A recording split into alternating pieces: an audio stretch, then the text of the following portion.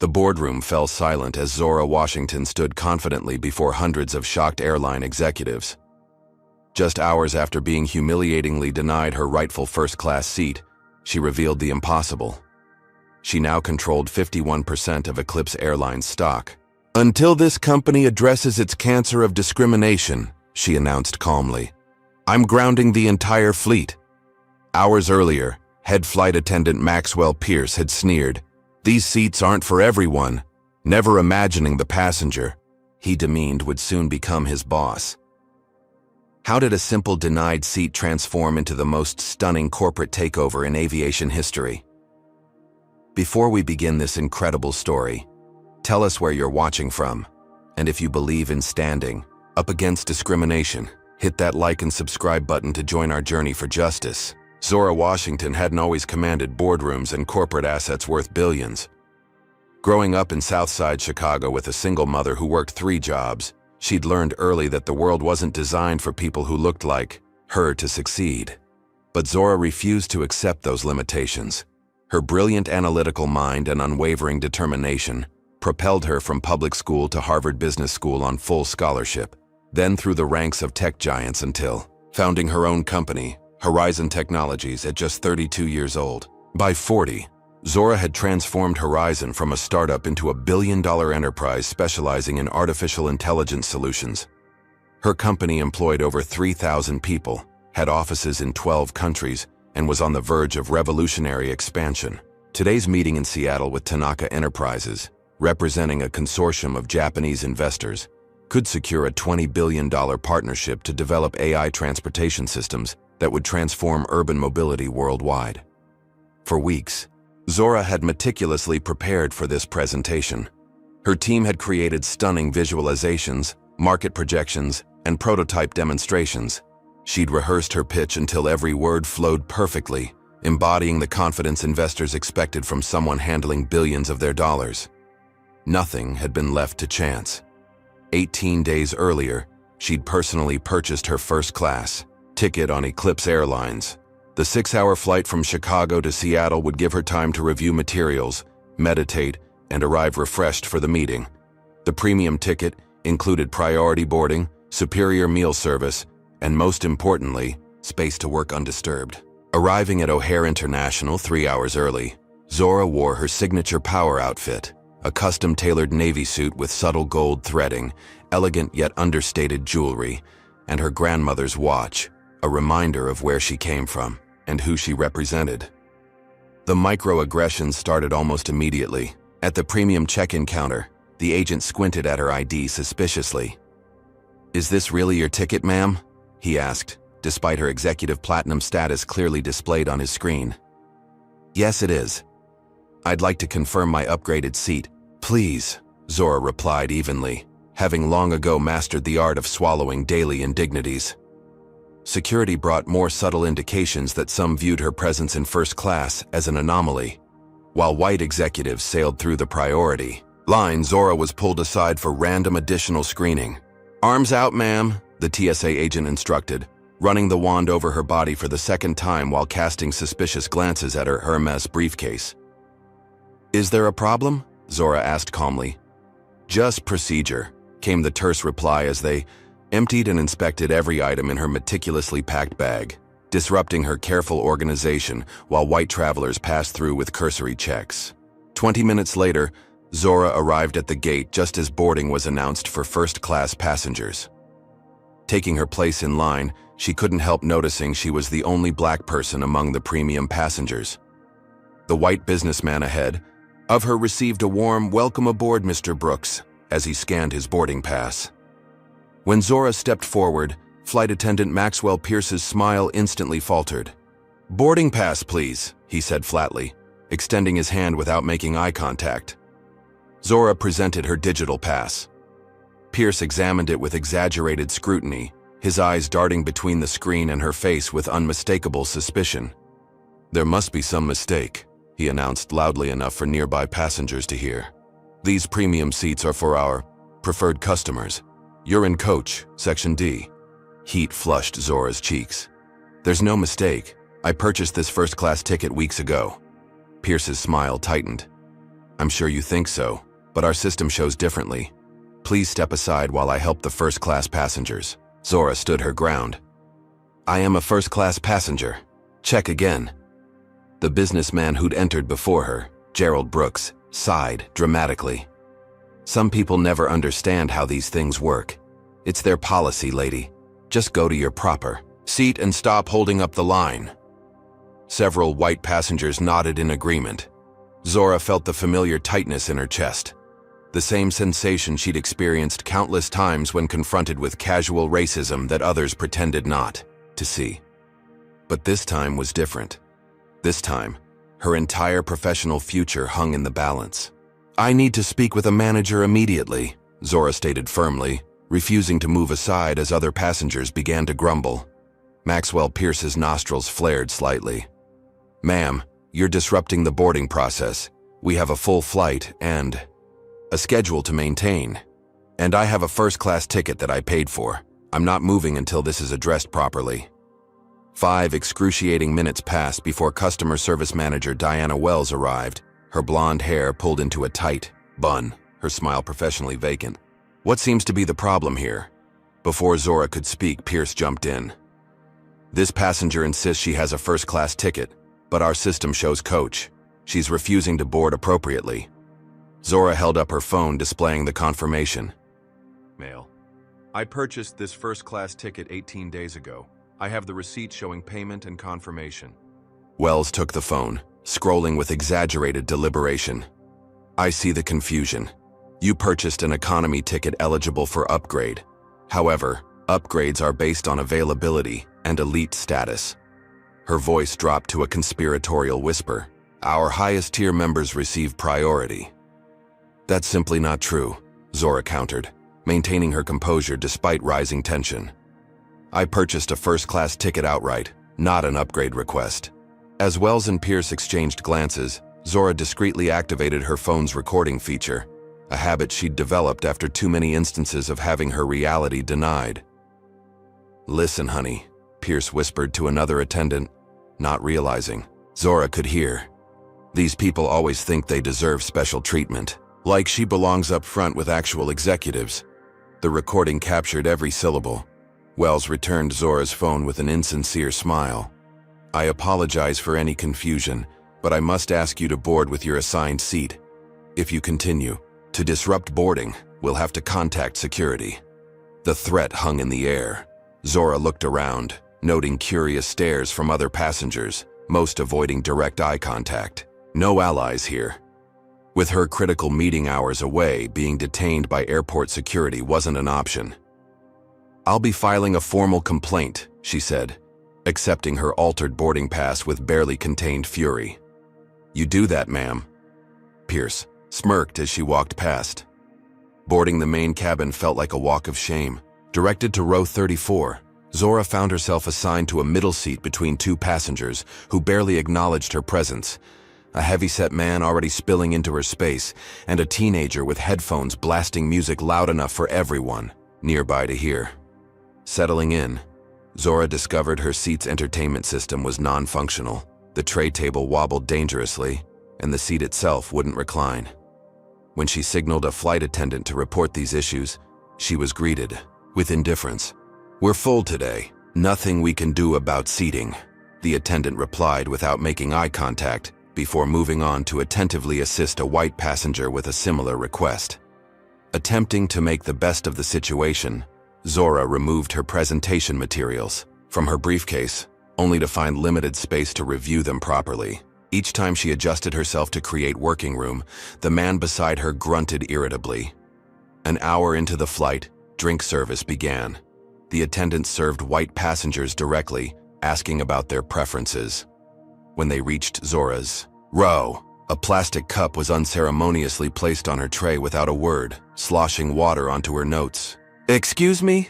Zora called as the attendant moved away. Could I get some napkins, please? The attendant continued down the aisle as if she hadn't spoken. Midway through the flight, Zora spotted Gerald Brooks from first class strolling down the aisle toward the lavatory. He paused at her row, eyeing her cramped working conditions with obvious amusement. Enjoying the accommodations? he asked with false concern. I just finished a delicious lunch. Shame they ran out by the time they reached economy. He deliberately placed his empty dessert container on her tray. You can have this if you're hungry. Several nearby passengers chuckled as he walked away. 2 hours into the flight, while stretching her legs, Zora overheard a conversation near the galley. 3 white passengers were being escorted to first class. We've had some seats open up, the attendant explained cheerfully. As valued customers, we'd like to offer you complimentary upgrades. The same attendants who had claimed first class was completely booked now had multiple seats available, just not for her. The pattern was unmistakable, the message clear. No matter her achievements or what she paid, some spaces weren't meant for people like her. The wheels of the Boeing 787 screeched against Seattle-Tacoma International Airport's runway at exactly 2:17 p.m. Pacific Time, leaving Zora Washington precisely 93 minutes to reach downtown Seattle for her career-defining meeting with Tanaka Enterprises. Under normal circumstances, this would have been adequate time. But today had been anything but normal. As passengers disembarked, Zora noticed Maxwell Pierce and Diana Wells smirking as she passed by, whispering something that made them both laugh. She held her head high, refusing to give them the satisfaction of seeing her rattled. The final indignity awaited at baggage claim. After 20 minutes, when most passengers had retrieved their luggage and departed, Zora's custom Toomey suitcase finally appeared, visibly damaged, with what appeared to be deliberate slash marks across its surface. When she opened it to check the contents, her meticulously organized presentation materials were in disarray, several pages mysteriously stained with coffee. "Excuse me," she approached the baggage service counter. "My luggage has been damaged and the contents tampered with." The baggage handler barely glanced at her suitcase. "Luggage gets banged up during travel. You should have used a hard case if you had valuables." "This isn't normal wear and tear," Zora insisted, pointing to the slash marks. "These are deliberate cuts, and my documents inside have been deliberately disorganized and stained." The agent shrugged. "File a claim online. Next customer, please." Zora stepped aside, breathing deeply to maintain her composure, while quickly documenting everything with her phone camera. The clock was ticking. With no time to argue further, she rushed outside to catch a rideshare to downtown. In the back seat of the Uber, Zora placed a brief call to her personal attorney, Jackson Bennett. "Jackson, I need your advice. I've just experienced blatant discrimination on Eclipse Airlines." She quickly summarized the events. "Document everything," Bennett advised. "Recordings, emails, witness information if possible. Don't post anything on social media yet. We'll need to build a proper case." Arriving at the Tanaka Enterprises offices with just 7 minutes to spare, Zora did her best to smooth her wrinkled suit and reorganize her presentation materials. This wasn't how she had envisioned making one of the most important pitches of her career. Mr. Tanaka and 4 other Japanese executives were already seated in the conference room when Zora entered. Their expressions remained neutral, but she could read the subtle shift in body language as they noted her disheveled appearance, so different from her usual impeccable presentation. "Ms. Washington," Mr. Tanaka began formally, "we expected you earlier for preliminary discussions." Taking a calculated risk, Zora decided on radical honesty. "Mr. Tanaka, gentlemen, I must apologize for my appearance and slightly delayed arrival. I had planned to arrive in perfect order, but I've just experienced something unexpected." She briefly recounted the discrimination she'd faced, explaining how it had affected her journey. A moment of silence followed. Then, surprisingly, Mr. Tanaka's formal demeanor softened. "Ms. Washington, when I first came to America 30 years ago to represent my family's business, I was denied service at a restaurant despite having a reservation. The host claimed my table had been given away, yet seated white businessmen who arrived after me. I understand such indignities." The atmosphere in the room transformed.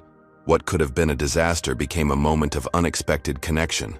"Now," Mr. Tanaka continued, "I believe you have an AI transportation system to show us?" Despite the compromised materials, Zora delivered a flawless presentation, her passion and expertise shining through the adversity.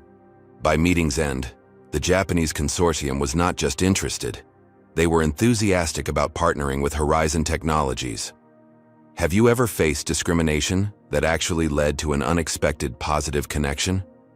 Comment number 1. If you've experienced a situation where sharing your struggles created a bridge with someone else. If you believe businesses should be held accountable for discriminatory practices, hit that like button and subscribe to our channel for more stories of justice and perseverance.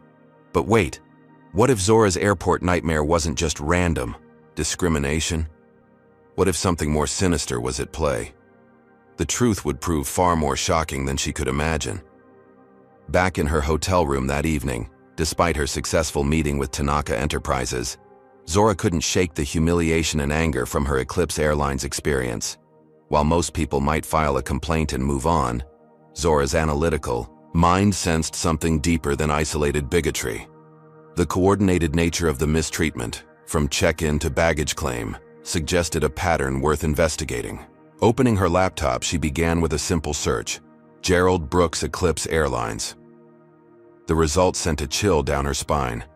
Gerald Brooks wasn't just any first-class passenger. He was Eclipse Airlines Vice President of Customer Experience. His LinkedIn profile boasted about ensuring premium experiences for valued customers and maintaining the exclusivity of Eclipse's first-class service. This wasn't random, Zora whispered to herself. He deliberately singled me out. Digging deeper, she uncovered numerous discrimination complaints against Eclipse Airlines buried in Department of Transportation records, complaints that mysteriously disappeared from public view after confidential settlements. The pattern was unmistakable. Black and brown passengers consistently reported being denied upgrades, having reservations lost, or being subjected to excessive security checks. Around midnight, Zora discovered something even more disturbing: an anonymous aviation industry forum where airline employees shared tips and tricks for discouraging certain passengers from accessing premium services without explicitly violating discrimination laws. One user, SkyKing737, regularly contributed detailed strategies and had referenced Eclipse's successful management of cabin demographics multiple times. Comparing writing styles with public statements, Zora became convinced SkyKing737 was likely Gerald Brooks himself. The timestamps of his posts often aligned with Eclipse's internal policy changes around premium passenger experience management. A message from an industry contact interrupted her investigation. "Saw you had trouble with Eclipse today. Not surprised. Word is they're in serious financial trouble, seeking capital infusion desperately. CEO Martin Reynolds meeting with potential investors all week in NYC." This information cast Brooks's behavior in an even more sinister light. Was Eclipse cultivating a specific customer profile to attract investors? Were they deliberately creating an artificially exclusive environment by keeping certain passengers out of premium cabins? Zora called her friend Maya Rodriguez, a financial analyst specializing in transportation. "Maya, what can you tell me about Eclipse Airlines' financial situation, off the record?" "They're circling the drain," Maya replied without hesitation. "Fuel hedging mistakes, 3 consecutive quarters of losses, and a heavy debt load from their fleet modernization program. They're desperately seeking a white knight investor before their credit rating gets downgraded next month." "Any regulatory issues I should know about?" "Funny you should ask," Maya's voice lowered. "My sources say they've been playing fast and loose with maintenance schedules to cut costs, and there's rumored discrimination in their hiring practices too. The FAA's been sniffing around, but nothing official yet." Zora thanked Maya and returned to her laptop with renewed purpose. Eclipse's desperate situation explained their tolerance of discriminatory practices if they believed it helped maintain a certain image for their premium service. It wasn't just personal bigotry, it was weaponized discrimination as business strategy. By dawn, she had compiled a comprehensive dossier: discrimination complaints, suspicious forum posts, financial vulnerabilities, and regulatory concerns. Eclipse Airlines wasn't just allowing racism, they were institutionalizing it while teetering on financial collapse. Staring out her hotel window at the Seattle skyline, Zora felt the first stirrings of an idea. What had begun as personal humiliation was revealing itself as systematic injustice and perhaps an unexpected opportunity. If Eclipse was this desperate for capital, they were vulnerable. And if they were vulnerable, they picked the wrong woman to discriminate against, Zora whispered, watching the sunrise illuminate Mount Rainier in the distance. The mountain stood immovable, ancient, a testament to forces powerful enough to reshape landscapes. Today, Zora felt like exactly that kind of force. Her phone buzzed with a calendar reminder. Prepare for second meeting with Tanaka Enterprises. The Japanese investors had requested another session after her impressive presentation yesterday. Little did they know that Zora Washington was formulating a plan that would go far beyond AI transportation systems, a plan that would change the entire American aviation industry. After her second successful meeting with Tanaka Enterprises, Zora wasted no time implementing the first phase of her strategy. From her hotel room, she filed a detailed discrimination complaint with the Department of Transportation, complete with her audio recording of Maxwell Pierce's racist comments and photographs of her damaged luggage. She then reached out to select media contacts, not mainstream outlets that might brush off another discrimination story, but respected journalists known for integrity and thorough investigation. "I'm not looking for 15 minutes of outrage," she explained to Pulitzer Prize-winning journalist Rebecca Chen. "I'm looking for accountability and systemic change." Chen agreed to investigate, recognizing the broader implications beyond one executive's experience. "This appears to be part of a pattern," she noted after reviewing Zora's evidence. "I'll need a few days to verify additional complaints and financial information." What Zora hadn't anticipated was Eclipse Airlines' aggressive preemptive response. By that afternoon, their PR team had launched a coordinated campaign across social media platforms, releasing selectively edited security footage, showing only Zora's most frustrated moments during the boarding confrontation. "Eclipse Airlines responds to entitlement incident," read the headline on their official press release. The carefully crafted statement described Zora as confrontational, demanding special treatment, and disrupting the boarding process for other valued customers. Within hours, the narrative split along predictable lines. Some social media users rallied behind Zora, particularly those who had experienced similar discrimination. Others accepted Eclipse's framing, calling her another angry black woman causing trouble and playing the race card to get special treatment. By dinner time, Zora received the first anonymous threat via her company email. "Stay in your lane or you'll regret it. First class isn't for everyone." The message had been routed through multiple servers to hide its origin, but the implication was clear. Someone at Eclipse had access to her personal information. That night, her hotel room phone rang at 3:17 a.m. "Ms. Washington?" The night manager sounded apologetic. "We have an urgent situation requiring your immediate attention in the lobby." Suspicious, Zora called the front desk directly from her cell phone instead. "This is Zora Washington. Did someone from your staff just call my room?" "No, ma'am. Our records show no calls to your room tonight. Please flag my room for security. I believe someone is attempting to lure me out." 20 minutes later, security confirmed that the call had come from outside the hotel, but had been manipulated to appear as an internal line. While Zora dealt with these intimidation tactics, a more serious attack was underway. Her executive assistant Amara called from Chicago with alarming news. "Zora, we've had a security breach. Someone accessed our servers last night. The tech team is still assessing damage, but it appears they were specifically targeting your files and emails. Any idea who's behind it?" "Nothing definitive, but the attack originated from an IP address block registered to Pinnacle Aviation Services." "Let me guess, a subsidiary or contractor for Eclipse Airlines?" "Bingo. They handle IT services for several airlines, Eclipse being their largest client. The attacks weren't limited to digital space. By morning, Zora received concerned messages from 3 Horizon Technologies board members, all variations on the same theme. Is this Eclipse situation worth the potential blowback to our company? Board member Lawrence Phillips was the most direct. Zora, I respect your personal concerns, But Horizon is on the verge of our biggest deal ever. This distraction could damage investor confidence. Perhaps a quiet settlement would be best for everyone. The pressure intensified when she returned to her hotel that evening to find her reservation had been accidentally canceled. "We're fully booked due to a technology conference," the manager explained with suspiciously little concern. "Nothing available anywhere downtown."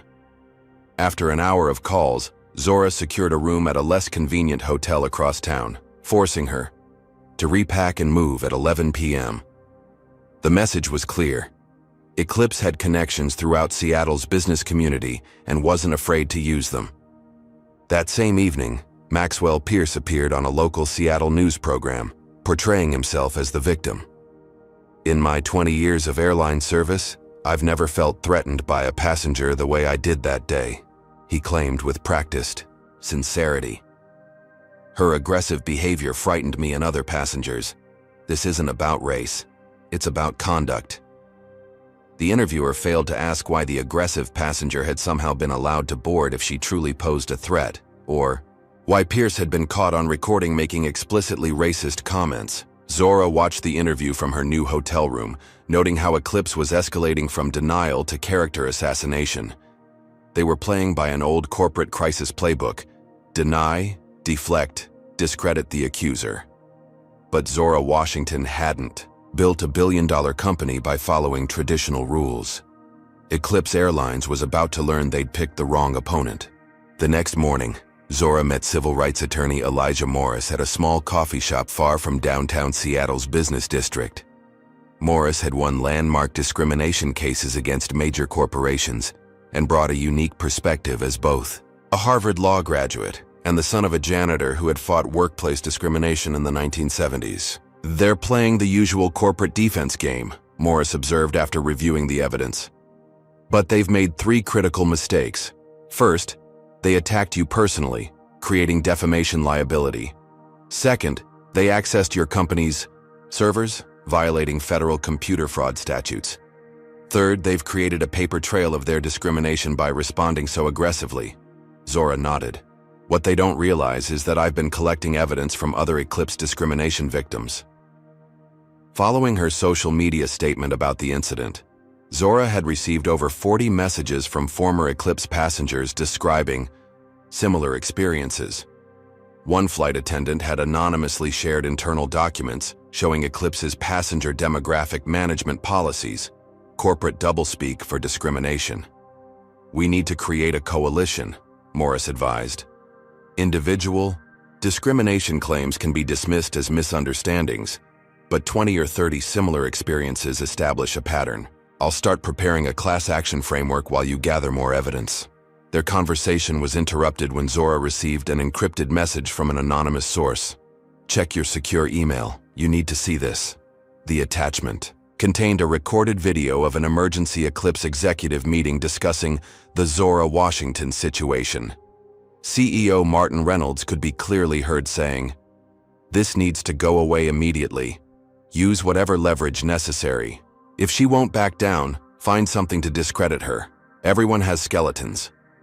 Gerald Brooks had responded, "I've got contacts at several financial publications. We can plant stories questioning Horizon's stability. Hit her where it hurts." The recording was explosive evidence of conspiracy to defame, and it had fallen right into Zora's hands. "This changes everything," Morris whispered. "Who sent this?" "Someone inside Eclipse with a conscience," Zora replied. "And they just gave us exactly what we need."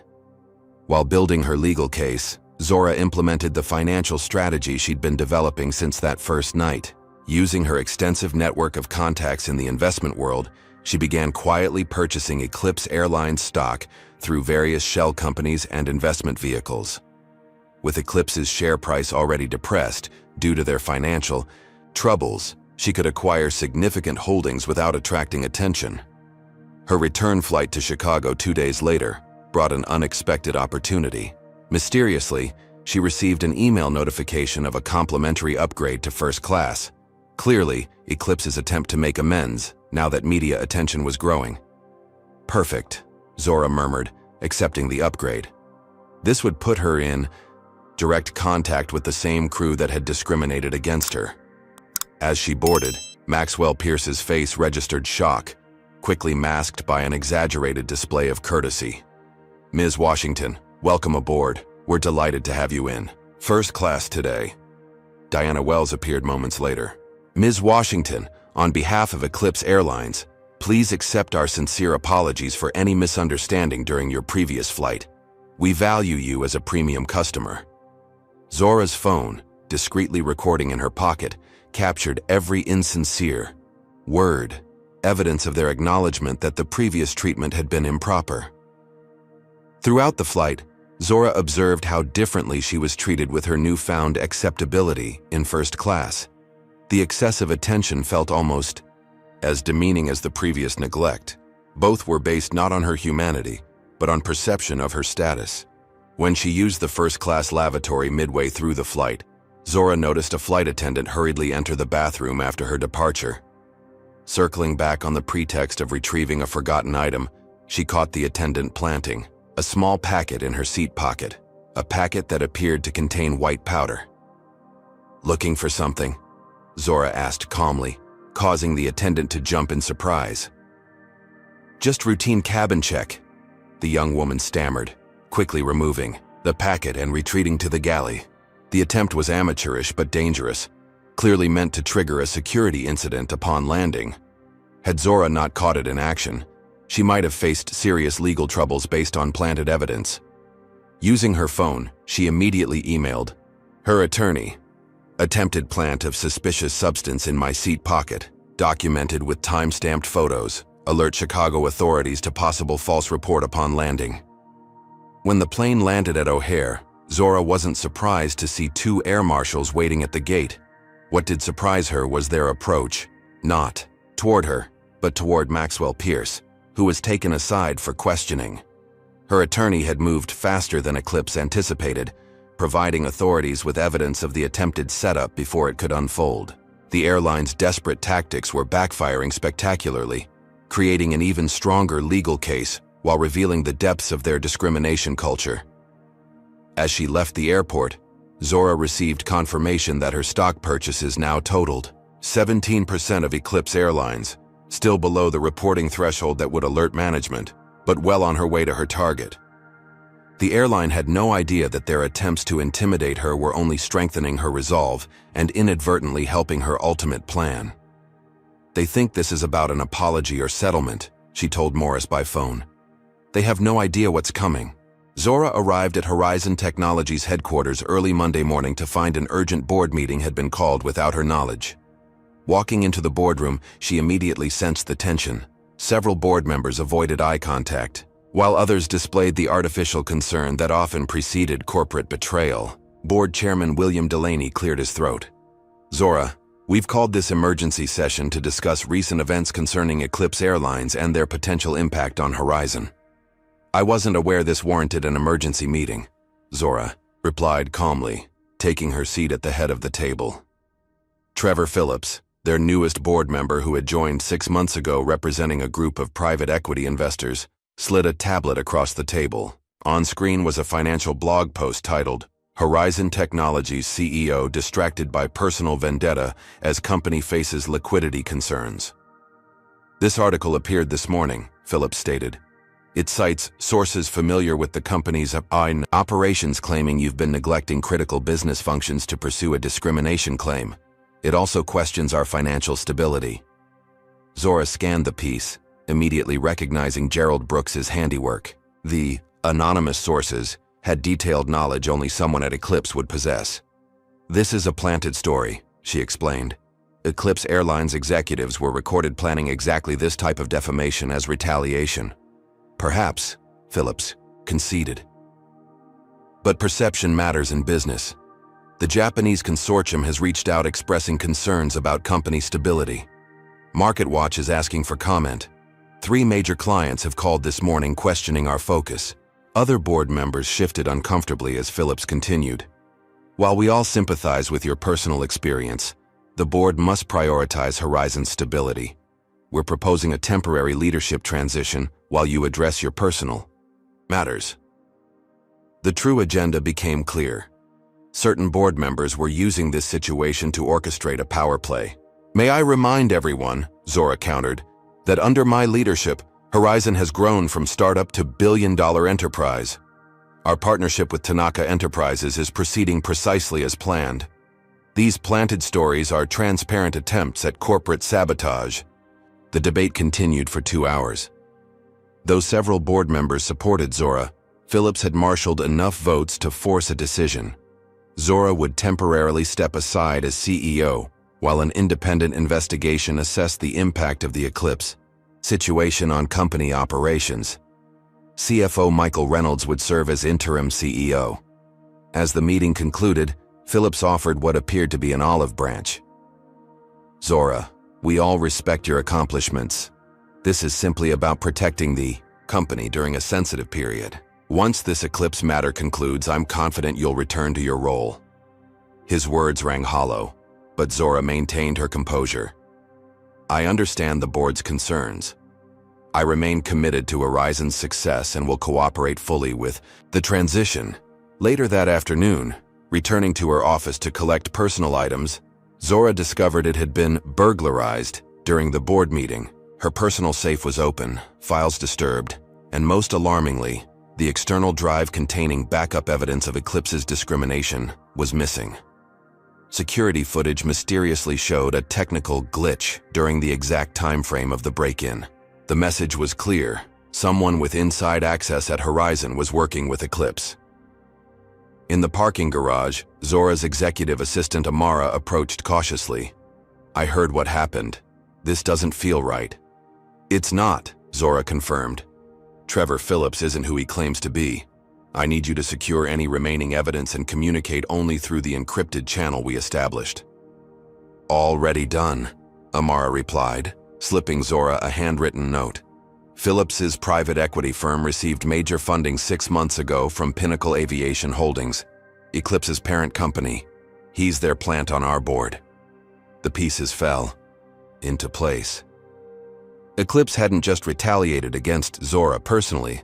They'd orchestrated a corporate takeover attempt of her company while simultaneously trying to discredit her. Have you ever experienced betrayal from someone you thought was on your side? Comment number 1. If you've ever discovered someone close to you was actually working against your interests, how did you handle it? If you believe in standing up against corruption even when it seems like all the cards are stacked against you, hit that like button and subscribe to see more stories of courage against overwhelming odds. But here's the big question. With Zora now pushed out of her own company and Eclipse seemingly winning on all fronts, how could she possibly turn the tables? Was this the beginning of her downfall? Or was she several moves ahead in a game her opponents didn't even realize they were playing? 24 hours after being forced to step aside as CEO, Zora Washington established her war room in a private office suite registered to one of her personal investment LLCs. Located 30 floors above Chicago's Magnificent Mile, the space offered security, privacy, and most importantly, no connection to either Horizon Technologies or her home address. "Welcome to headquarters," she greeted the small team of trusted allies she had assembled. The group included Amara, her loyal executive assistant, Jackson Bennett, her personal attorney, financial analyst Maya Rodriguez, IT security expert Damon Clark, and investigative journalist Rebecca Chen, who had uncovered enough evidence of Eclipse's discriminatory practices to publish a preliminary story. "First, we need to understand exactly what we're facing," Zora began, activating a secure digital whiteboard. "Eclipse Airlines orchestrated my removal from Horizon through their plant on my board. They've accessed our servers, planted defamatory stories, and attempted to frame me for drug possession. They're playing extremely dirty. And they've been playing dirty for years," Chen added, opening her research file. "I've interviewed 27 former Eclipse employees who confirmed systematic discrimination. Flight attendants were instructed to discourage certain passengers from first class through various tactics. Gate agents were trained to question premium tickets purchased by minorities. Even maintenance and cleaning schedules were different for planes serving predominantly white routes versus diverse ones." As Chen detailed her findings, Zora's encrypted phone buzzed with an anonymous message. Check secure drop. Evidence you so need. Be careful. They're desperate. Hours later, the team reviewed the bombshell delivered by their mystery ally. Internal Eclipse Airlines memos explicitly outlining passenger demographic management strategies to maintain premium cabin exclusivity. One memo from Gerald Brooks specifically stated, "Our highest value customers expect a certain environment in first class.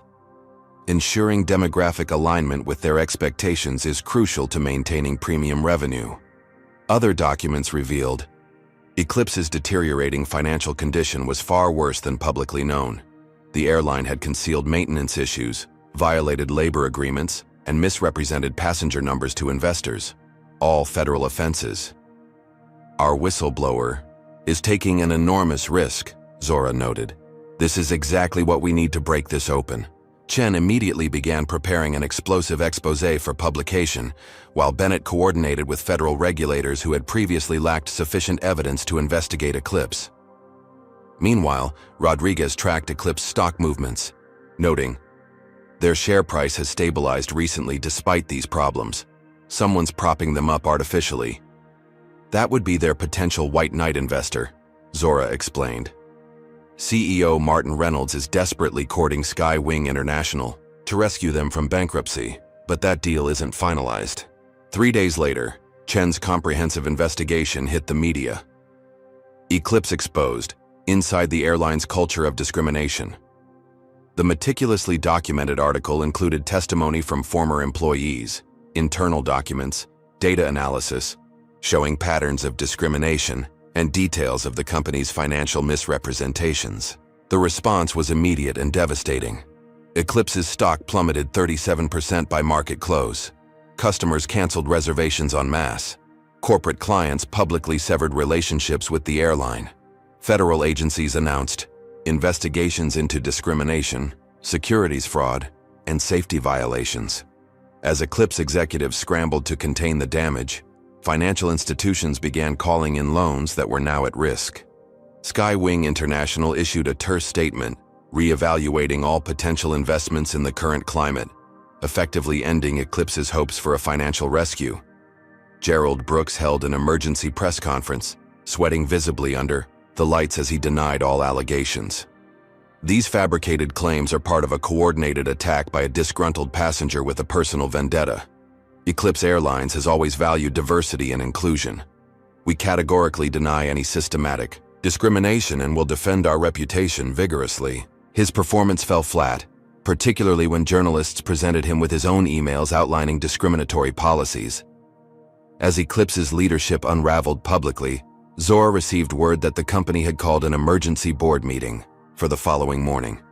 Her source inside, likely the same whistleblower who had provided the internal documents, promised to share details as they emerged. "They've fallen right into our trap," Zora told her team. "The financial pressure, public outrage, and regulatory scrutiny are forcing them exactly where we want them. Now for the final phase." That evening, as Eclipse executives prepared their desperate defense, Zora convened a confidential video call with her stockbrokers and financial team. Through various investment vehicles and shell companies, she had continued accumulating Eclipse Airlines stock as the price fell. With each new revelation driving the stock lower, her buying power increased exponentially. "What's our current position?" she asked. "As of market close today, you control 48% of outstanding Eclipse Airlines shares," her lead broker confirmed. "Given the after-hours trading and the additional sell orders queued for morning, we can secure the remaining 3% needed for majority control when markets open." Zora nodded, satisfaction evident despite her composed demeanor. "Execute as planned. I want confirmation of 51% ownership before Eclipse's emergency board meeting begins." As her team continued working into the night, Zora took a moment alone by the window overlooking Chicago's glittering skyline. What had begun as a humiliating denial of her rightful seat had evolved into something far more significant, a chance to transform an entire industry's culture while demonstrating the consequences of discrimination in the most powerful language corporate America understood: ownership.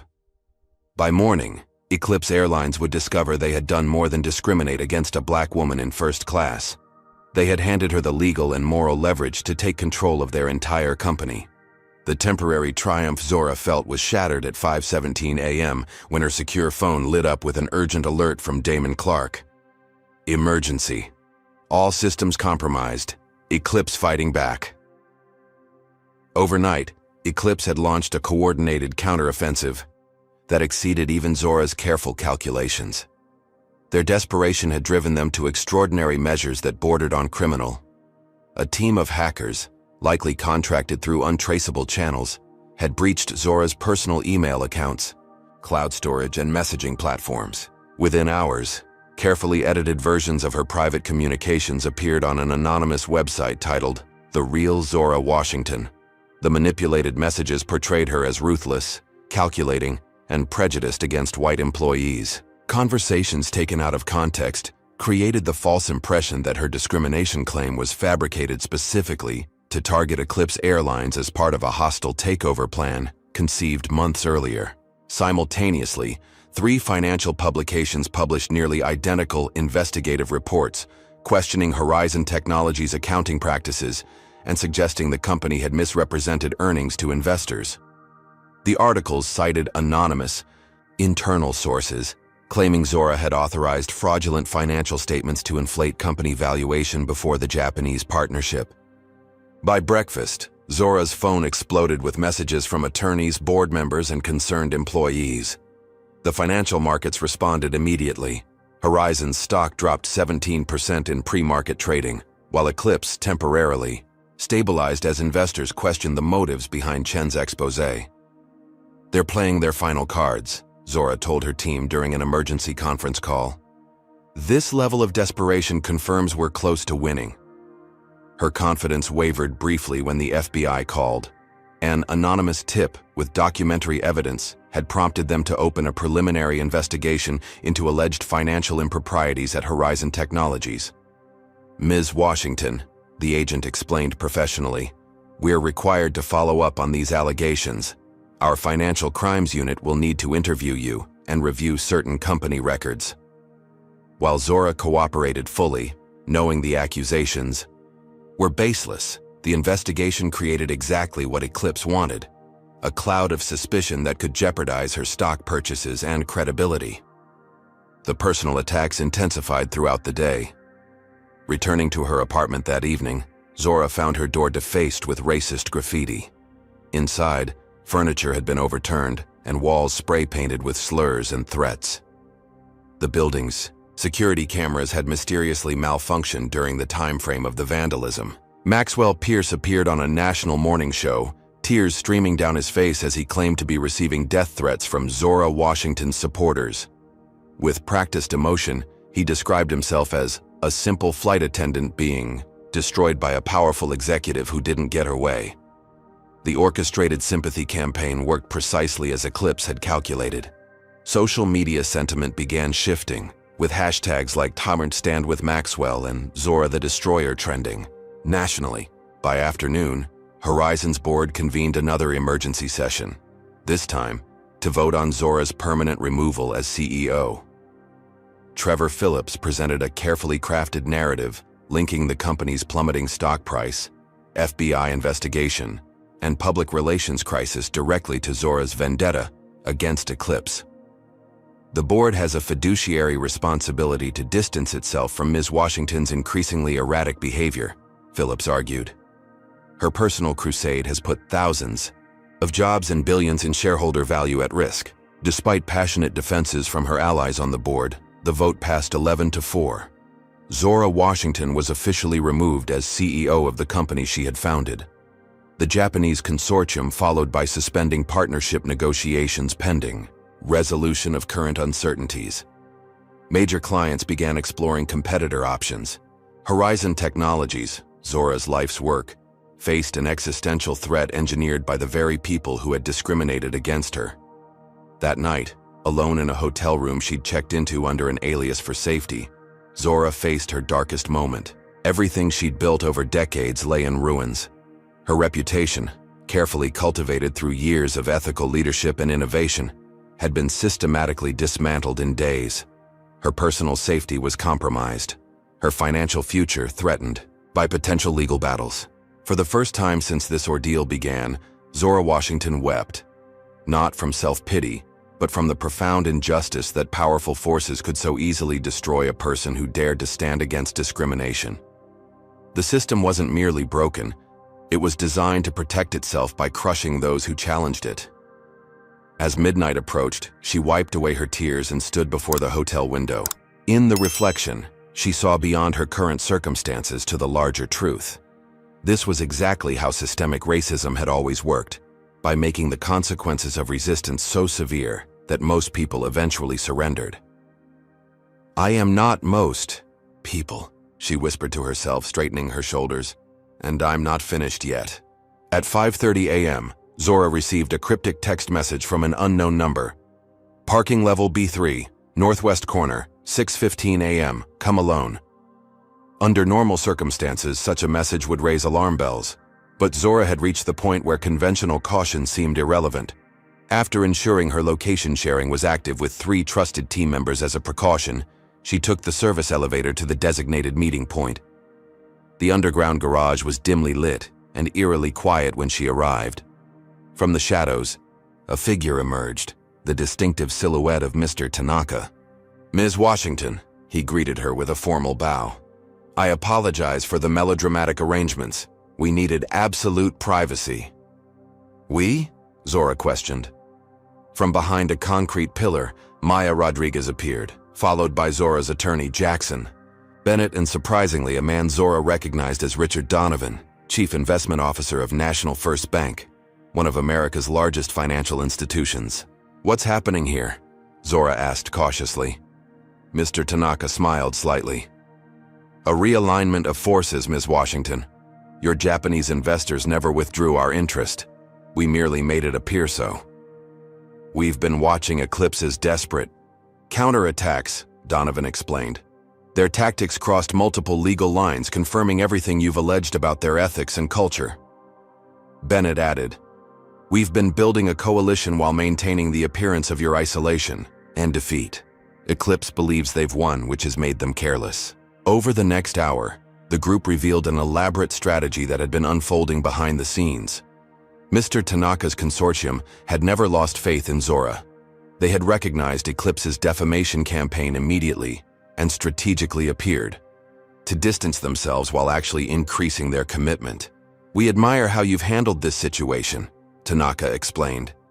"In Japan, we have a concept called gamen, enduring the seemingly unbearable with patience and dignity. You have demonstrated this quality admirably." Rodriguez unveiled financial documents showing that several major institutions, including National First Bank, had agreed to back Zora's acquisition plan with additional capital if needed. "Eclipse is running out of cash. They can't maintain operations beyond 10 days without new funding." Most surprisingly, a former Eclipse executive, Harrison Wells, who had recently resigned after questioning the company's practices, had provided comprehensive evidence linking Gerald Brooks and CEO Martin Reynolds directly to the discrimination directives, cyber attacks, and defamation campaign. Wells was their chief ethics officer, Bennett explained. He documented everything for 3 years, hoping they would reform internally. When they refused, he preserved the evidence before leaving. The documentation included video recordings of executive meetings where Reynolds explicitly ordered, "Make sure Washington is destroyed completely. No one challenges Eclipse and survives." It also contained emails discussing the coordinated attacks on Horizon Technologies and Zora personally. "This is everything we need," Zora realized, reviewing the files. "But why help me? What's in it for National First?" Donovan's response was unexpected. "My daughter was bumped from first class on Eclipse last year despite having a confirmed ticket. The gate agent told her there must be some mistake because she's black. Sound familiar? I began investigating then, but lacked actionable evidence until your situation brought everything into the open. With this powerful coalition secretly assembled, Zora's team finalized their strategy. The stock purchases had continued through shell companies, bringing her ownership to 49%. With National First's backing, acquiring the remaining shares needed for controlling interest was assured. The legal team had prepared comprehensive documentation for regulatory filings, board removal proceedings, and criminal referrals against Eclipse executives who had violated federal laws during their retaliatory campaign. Former Eclipse employees from diverse backgrounds had come forward with testimony about the airline's discriminatory practices, creating an overwhelming body of evidence that not even the most skeptical authorities could ignore. By this time tomorrow, Bennett confirmed, you'll have legal control of Eclipse Airlines. The question becomes, what will you do with it? Zora had pondered this question throughout her ordeal. The easy answer would be vindictive. Dismantle the airline. Fire everyone associated with the discrimination. Extract maximum financial penalties. But that approach would hurt innocent employees and customers while failing to address the systemic issues. Eclipse isn't the disease, she explained to her allies. It's merely the most visible symptom. The real problem is a corporate culture that views discrimination as acceptable business practice. That's what we need to transform. As dawn broke over the city, Zora's phone buzzed with confirmation. The final stock purchases had been executed. With 51% ownership secured through various investment vehicles, she now controlled Eclipse Airlines, though the company remained unaware of their new owner's identity. Eclipse has called an emergency board meeting for noon today, Rodriguez reported. They're expecting to discuss bankruptcy options since Skywing officially withdrew their offer. Zora nodded, a plan crystallizing in her mind. Perfect timing for new leadership to arrive. The Eclipse Airlines executive boardroom fell silent as the heavy mahogany doors swung open at precisely noon. CEO Martin Reynolds had been midway through outlining desperate cost-cutting measures when the unexpected interruption occurred. Every head turned toward the entrance, where Zora Washington stood framed in the doorway, flanked by her attorney Jackson Bennett and 3 uniformed security officers. "What is the meaning of this?" Reynolds demanded, his face flushing with anger. "Security, remove this woman immediately." Bennett stepped forward, placing a thick document folder on the conference table. "That won't be necessary. Ms. Washington is now the majority shareholder of Eclipse Airlines, controlling 51% of voting shares. This meeting will continue under new leadership." The room erupted in confused protests as executives scrambled to understand the impossible situation. Gerald Brooks lunged for his phone, only to have it gently removed by one of the security officers. "All electronic devices will remain on the table, gentlemen," Zora instructed calmly. "This meeting is now being recorded for regulatory compliance purposes."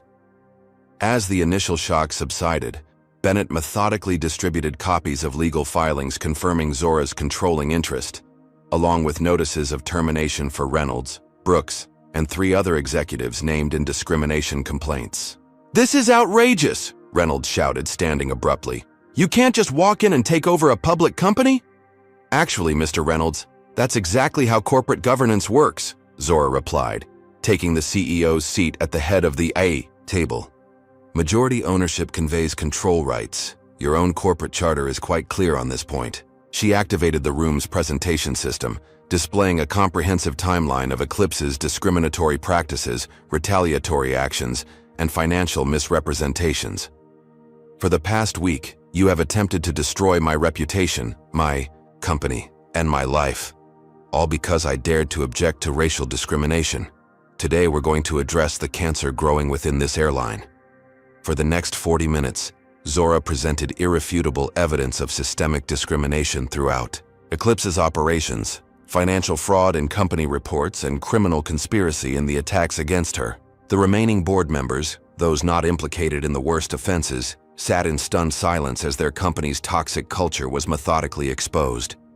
When Maxwell Pierce was brought in to provide perspective as the face of Eclipse's customer service philosophy, he approached with the confident smirk that had become familiar from his media appearances. That confidence evaporated when Zora played recordings of his training sessions, instructing flight attendants on techniques to discourage certain passengers from premium cabins. "Mr. Pierce, would you like to explain these statements to the board?" Zora asked calmly. Pierce's composure cracked entirely. "I was just following directives," he blurted, pointing at Gerald Brooks. He established the demographic targets for first class. He told us exactly how to manage passengers who didn't fit the preferred profile. Brooks attempted to interrupt, but Pierce continued his panicked confession. It wasn't just me. Everyone knew the policy. We had performance metrics tied to maintaining the right cabin demographics. Reynolds approved the whole system. As the finger-pointing escalated between executives, Zora maintained perfect composure. This public meltdown was accomplishing what years of individual discrimination complaints could not, revealing the systematic nature of the problem. When the chaos finally subsided, Zora addressed the room with quiet authority. Effective immediately, I am grounding Eclipse's entire fleet until a comprehensive review of safety procedures, corporate policies, and company culture can be completed. All passengers will be accommodated on partner airlines at Eclipse's expense. You can't ground an entire airline, Reynolds protested. The financial impact would be catastrophic. I'm not concerned with financial impact, Mr. Reynolds. I'm concerned with human impact. Eclipse Airlines has demonstrated a pattern of valuing certain passengers over others based on race. Until we can guarantee equal treatment for everyone who boards our aircraft, those aircraft will remain on the ground. She turned to address the cameras recording the meeting. Eclipse Airlines has lost its way. Today marks the beginning of a complete transformation, not just in policies, but in fundamental values. We will become the industry leader in inclusive practice, transparent operations, and ethical management. One by one, the executives implicated in discrimination and retaliation were escorted from the building, their access credentials deactivated, their company devices confiscated for forensic analysis. In their place, Zora introduced a transitional leadership team comprising respected industry veterans known for integrity and commitment to diversity. The first order of business, she announced to the reconstituted board, is establishing a victim compensation fund for all passengers who experience discrimination. The second is implementing comprehensive anti-bias training for all staff. The third is a complete safety review of all aircraft and procedures. As the meeting concluded, a board member who had remained silent throughout the proceedings finally spoke. Ms. Washington, was this your plan all along? To take over the company that wronged you? Zora considered the question carefully before responding. No, my original plan was simply to be treated with the same respect as any other first-class passenger. Eclipse's leadership chose escalation, at every turn, revealing a problem far deeper than one incident. Sometimes the only way to change a broken system is to take control of it. By evening, news of Eclipse's grounding and leadership change dominated headlines nationwide. Aviation analysts predicted industry-wide implications as other airlines scrambled to examine their own practices. Civil rights organizations praised the unprecedented accountability for corporate discrimination. The stock market responded with initial uncertainty, then growing optimism as investors recognized the potential for meaningful reform. In the empty boardroom after everyone had departed, Zora stood alone at the window watching Eclipse aircraft being towed to hangar positions, grounded by her order. The scope of what she had accomplished was still sinking in. What had begun as a simple demand for dignity had evolved into something far more consequential. A powerful example that discrimination carried real costs, even for the most entrenched corporate interests. 6 months later, passengers at Chicago O'Hare International Airport noticed something different about Gate C-17. The familiar Eclipse Airlines signage had been replaced with elegant new branding. Equinox Airlines, where everyone flies first. Class and dignity. The gate area itself had been redesigned with accessibility features, multilingual information displays, and staff members representing diverse backgrounds. Inside the newly renovated Equinox headquarters downtown, Zora Washington divided her time between two corner offices.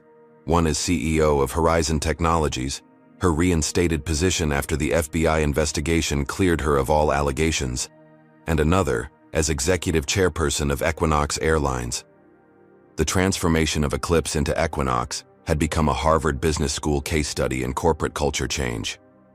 Under Zora's leadership, the airline had implemented the aviation industry's most comprehensive anti-discrimination policies, created accountability systems that tied executive compensation directly to inclusivity metrics, and established a passenger bill of rights that guaranteed equal treatment regardless of background. Former CEO Martin Reynolds and Gerald Brooks now faced federal charges for securities fraud, computer crimes, conspiracy, and civil rights violations. Their legal battles had just begun, with potential prison sentences looming. Maxwell Pierce had avoided criminal charges by cooperating with investigators, but found himself in a very different role, required by settlement terms to complete extensive diversity training and participate in the airline's new employee education program. As an example of how bias infects organizational culture, the Japanese partnership that had nearly been derailed by Eclipse's interference had proceeded better than anyone anticipated. The Joint Horizon Equinox venture with Tanaka Enterprises was revolutionizing air travel with AI systems that optimized routes, reduced fuel consumption, and created more equitable pricing models. The technology was projected to reduce carbon emissions from commercial aviation by 23% within 5 years. Most remarkably, both companies were thriving financially. Horizon stock had reached all-time highs as the Tanaka partnership opened Asian markets. Equinox Airlines, after a brief period of restructuring, had emerged more profitable than Eclipse had ever been, proving that ethical business practices could coexist with strong financial performance. The myth that discrimination is somehow good for business has been thoroughly debunked, Zora explained during her acceptance speech for Business Person of the Year. Equinox serves more passengers, generates higher customer satisfaction scores, and operates more efficiently than Eclipse ever did. Inclusion isn't just morally right, it's smart business. The airline industry had taken notice.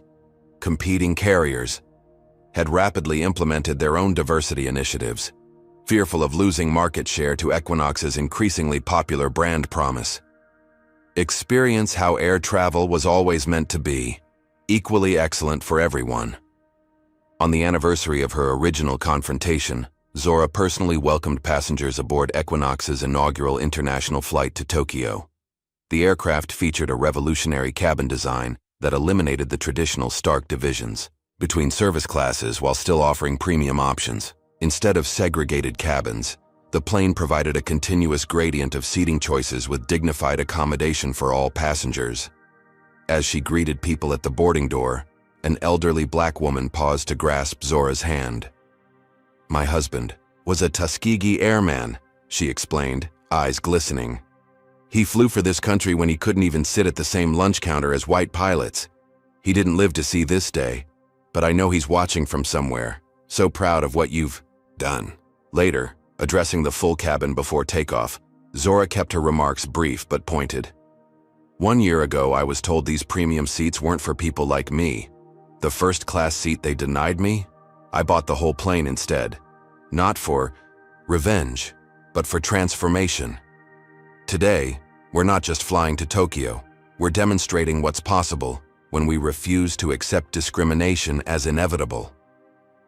As the Equinox flagship soared eastward across the Pacific, Zora reflected on the journey that had brought her here. The discrimination she'd faced had been painful, but unfortunately not unusual. Millions experienced similar treatment daily without the resources to fight back.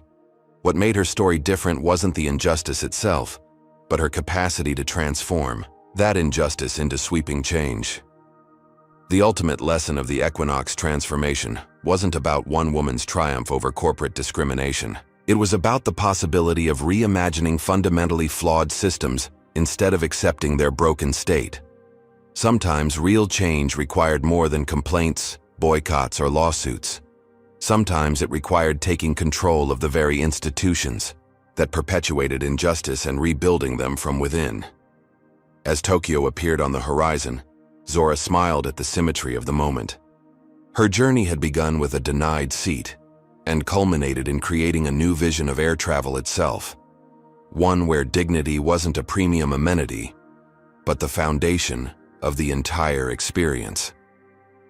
The first-class seat she'd been denied had become something far more valuable, a chance to show the world what genuine equality in business could look like. The story of Zora Washington teaches us that discrimination isn't just morally wrong, it's also poor business strategy. When Eclipse Airlines chose to deny Zora her rightful seat, they unknowingly set in motion their own downfall by underestimating her resilience, intelligence, and resources. The ultimate lesson is that systemic change sometimes requires more than protest or legal action. It may demand strategic acquisition of power and control over the very institutions perpetuating injustice. Zora's journey demonstrates how individual dignity connects to broader systemic issues. She could have accepted a settlement or apology, but recognized the opportunity to transform an entire industry's approach to equality. Her success proves that ethical leadership and financial performance aren't mutually exclusive. In fact, inclusive practices often drive superior business results. The transformation of Eclipse into Equinox illustrates how organizations can be reimagined when their foundations are flawed. Rather than simply punishing those responsible, Zora created new systems of accountability, representation, and service that benefited everyone involved: passengers, employees, and ultimately shareholders. Perhaps most importantly, this story reminds us that power responds to power.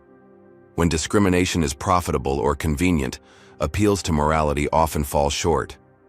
But when the cost of discrimination becomes prohibitively high, whether through legal consequences, public pressure, or strategic takeovers, systemic change becomes possible. The ultimate victory isn't just personal vindication, but creating new models that demonstrate how business can operate with both profitability and profound respect for human dignity. Have you ever encountered discrimination and wished you had the power to change the system? What would you have done in Zora's position? Settled for an apology, pursued legal action, or taken control like she did? Comment below with your thoughts on the most effective ways to combat discrimination in business. If you believe that fighting for dignity and equal treatment is worth standing up for, hit that like button to support more stories of triumph over injustice.